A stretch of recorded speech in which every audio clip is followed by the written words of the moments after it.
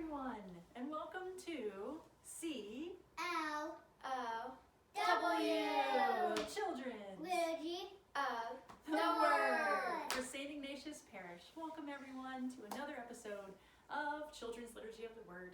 We are so happy to see you, Clow. Clow, we're just glowing to be doing Clow this week, and we'll explain why. Don't worry. Yes, we have a good one today planned for you, and we hope that you guys are enjoying your Advent so far. We can't believe that it's already this far into Advent. What week? Third week. The third week. Yes. The third week, and it's actually my favorite week of Advent.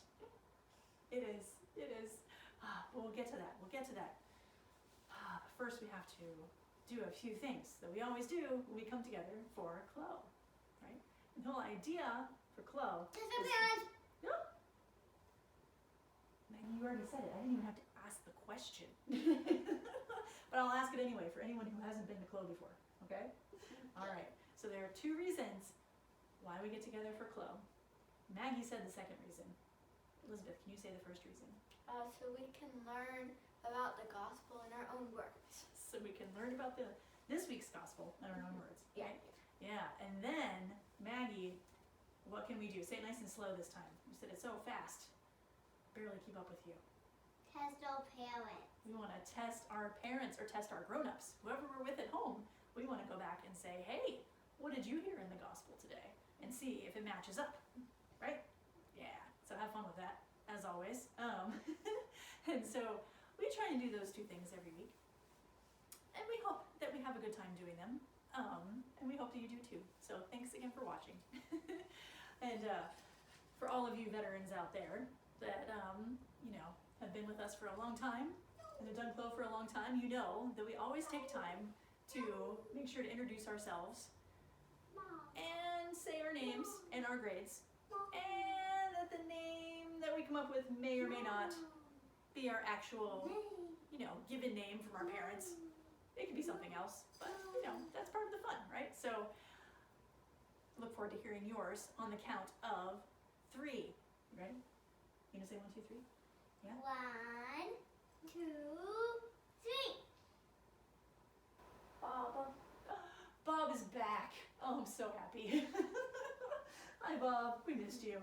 Bobby. And you're gonna be Bobby? All right, I guess I'll be Bobolini. You want to be Bobolini? Does that work? Yeah? Okay, Yeah. what are the Bobs? And we want to say hi to... Wait. What? I'm in 11th grade. Oh, you're in 11th. Right. Okay, 11th grade. I'm in Bob grade. You're in Bob grade. Excellent. And I'm in pre-Bob grade. Yes. Okay, we want to send a special shout out to Mike/Bob, the original, right? He's one of the original Bobs. He's always been Mike? Really? I thought maybe he was Bob for a while. I don't know. No, he's always been Mike. He's always been Mike. But he used to be in 1st grade, but then he graduated. Right. He used to be in kindergarten and then he Oh, graduated. right. Yes, so he's in 1st grade He now. used to be in kindergarten now. And all of you that know Mike know that was quite the extraordinary day when that happened. He is my co-teacher. We miss him very much. Our co-teacher, because this is kind of something we do together. Bob right? teacher. It's something we very much do together. It's a Bob teacher. Hi, Bob teacher. Yeah. Okay. Well, I hope all of you Matthew, Marks, Lukes, and Johns, and hamburgers out there are having a good day, and that you'll enjoy what we have in store for you today. So, whenever we are getting ready to hear the gospel for the day, it's really important that we decide to listen with what? Our ears. Our ears. Our Right? minds and our hearts. Our minds. And what was that last one, Maggie? Our hearts. Our hearts. Yes. And the best way to do that, which is such a special, wonderful part of our faith and what we believe, is that we get to say that we're sorry and that God will forgive us. Sorry song. God will forgive us. So we're going to sing the sorry song, and that's actually a big part of what this season is that we're in right now, leading up to Christmas. What season are we in? Do you remember, Maggie? Christmas. It is preparing for the Christmas season. It's true. It's part of it. It's part of it. With But I'm thinking of a word that starts with A. and then we have a D, and then we have a V, and then we have an E, and then we have an N, and then we have a T, and that's called Advent. Advent. So we're in the season of Advent, and we light all those candles on the Advent wreath each week to represent certain things, and like I already said, we're going to get to that at the end of our video today, so stay tuned. But part of Advent is getting ready, right, guys? So part of getting ready, we've talked about the last couple Sundays, is that we ask for God's forgiveness, and we try and do better so that we can get ready for that big day. Yeah, big day's coming. It's coming. It's coming. It's coming. Okay, so let's sing our sorry song. Let's say we're sorry. If you're new, then listen in on the first time, and join in on the second. If you have been here for a long time, or been attending Clow for a long time, then join in on both rounds. Join in on both rounds. Join in on Okay. both rounds. Okay. So You might recognize the tune. Okay, Maggie's gonna lead us. Ready? If you say If you are sorry, God forgives. If you say that you are sorry, God forgives. If your sins are large or small, God will still forgive them all. If you say that you are sorry, God forgives. One more time. If you say that you are sorry, God forgives. If you say that you are sorry, God forgives. If your sins are large or small, God will still forgive them all. If you say that you are sorry, God forgives. Okay, Elizabeth, will you please read today's gospel? I don't have a throne. I know. We had to move the throne because you might have noticed we put our tree up. We kind of had to move the. That's just what we always do chair. at Christmas. That's okay. I think you can make it happen. Can you make it happen? Just Or I right can here. sit on the No, I don't think you want to sit on the chair. Please don't, in fact. Yeah, because you don't want to quote the ornaments, do you? No. Okay. You don't. Today's gospel is according to John chapter 1, verses 19 through 28. The news sent some priests to John the Baptist. Not the news. The Jews sent some priests to John the Baptist to ask him, "Who are you?" "I'm not the promised one," he answered. "Are you Elijah or a prophet?" they asked. "No, I'm neither of these," he replied. "Well, who are you then, and why are you baptizing these people?" John answered using the words of the prophet Isaiah. "I'm a voice crying out in the desert, prepare a way for the Lord. I baptize you with water, but there is one who you do not yet know, who stands among you, one who is coming after me. I am not fit to even undo his sandals," he said. Thank you, Elizabeth. Yeah. All right. Okay. Well, this one sounds pretty familiar, doesn't it? It's a little bit of the same story from last week as well. Only it's from a different author. So, right, each of the Gospels, and there are how many? 4 Gospels. And who wrote them? Matthew, Mark, Luke, and John. So who wrote this one today? John. John. And then who wrote the one last week? Flip back page. Mark. Yeah, Mark and John. They're telling the same stuff. Well, isn't that good? Yeah? That makes sense, right? So you Yeah. remember. Yes, you remember? Yeah, that makes sense. I mean, they each had their own account of what happened during Jesus' life. That's what the Gospels are about, right? So it makes sense that some of them might tell the same story, but just in different words. Just like during Clow, we talk about it in our own words, right? So Yeah. each author, right, or gospel writer, yeah, was able to tell it in their words. Right? So it makes sense. So yeah, we have a very similar story this week from, last week. It was also about John the Baptist. And it was also about saying that, he wasn't good enough to undo the straps on who was coming sandals and who was coming. Who are they talking about? They're talking about Jesus. Absolutely. So he's talking about Jesus. And how does John the Baptist actually relate to Jesus? Do we know? What does he say in the gospel? Does he say that,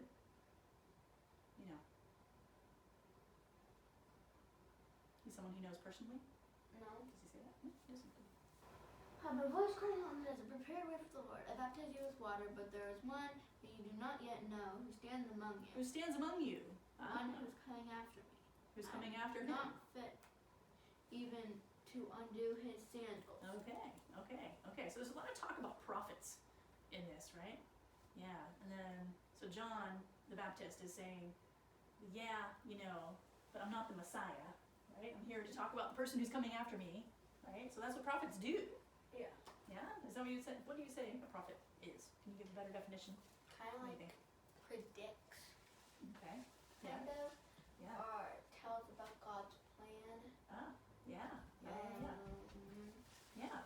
Yeah. So God is able to talk to these special people, the prophets, right? And let them in a little bit on his plan. And say, hey, I need you to tell everyone else about my plan. Because I've got a plan, right? I've got a plan. I'm sending Jesus. So, you gotta kind of tell people about it, help prepare the way, right? So it's coming close to the time, right? That's what John the Baptist is saying. He's saying, hey, he's among us, right? And actually, he's my kind of cousin-ish, person. right? Yes, because who were cousins? Mary and the mother of Jesus and and Elizabeth. Elizabeth, But Elizabeth who's was the mother of John. John the Baptist. Yeah. So Mary and Elizabeth are cousins.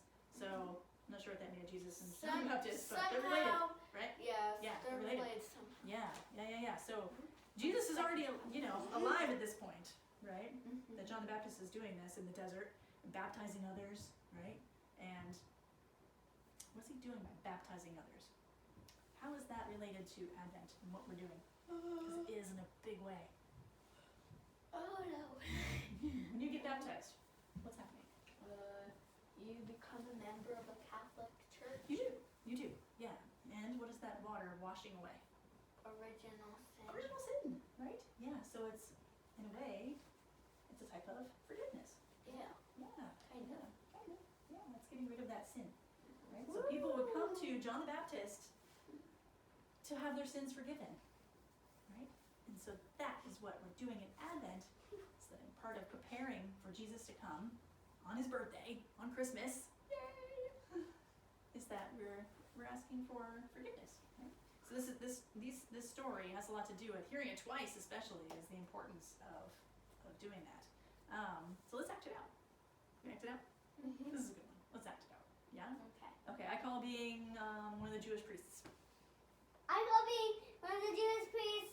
Okay. I guess I'm John. Yeah, you're John the Baptist. Okay. All right, cool. Okay. Stop. All right, here we I'm are. on my donkey. You're running. Okay, we're gonna ride our donkeys. Here we go. Here we're on your donkeys. And hey, look, there's this guy baptizing people in the river. What's up with that? What's he doing? Dunk. Is he dunking them in water? Dunk. Do you see this? Okay, I think you can stop your donkey. I don't. My donkey looks really tired. No? Okay. I heard this guy's been hanging out in the desert and he's been eating bugs and stuff like locusts. Ew, I You don't heard that? like those guys, but I hang out in the desert now. Yeah. Okay. Yeah. So anyway, we're gonna ask him. Let's check it out. Let's see. And we said, who are you? Who are you? Splash fight! Splash fight. Oh no, I don't think that was it. Maybe. I don't know. Yeah, could be. A little silly in the water too. Yeah. So okay, Maggie, you say, who are you? Who are you? I am not the promised one. Oh, okay. Because we kind of thought you were. You're baptizing people, but you're not. Okay. Promised one being like what? The Messiah? You're not the Messiah? Okay. Are you? And then say, are you Elijah or a prophet? Are you Elijah or a prophet? No, I am neither of these.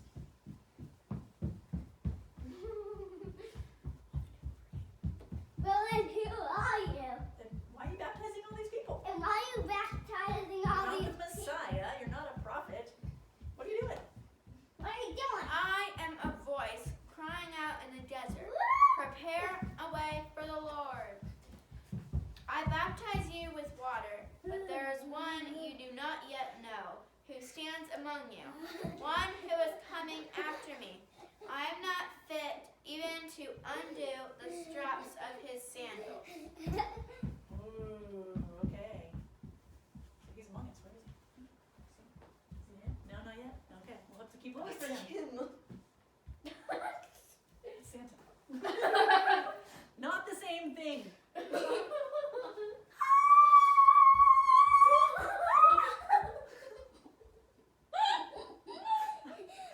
No, right, so I think we talked a little bit about this, and we placed the emphasis on how he's baptizing, right? And he's Donkey, donkey, donkey. people are asking rubber donkeys. Gotta get this out. You gotta ride our donkeys. Don't knock your camera down. Okay, and now, when you're done riding your donkeys, I think it would be really important for Elizabeth then to take us into our next segment of Clow today, which has to do with some an activity that we did a couple weeks ago, which was to donkey cut. To make an Advent wreath. Yeah, we made an Advent wreath.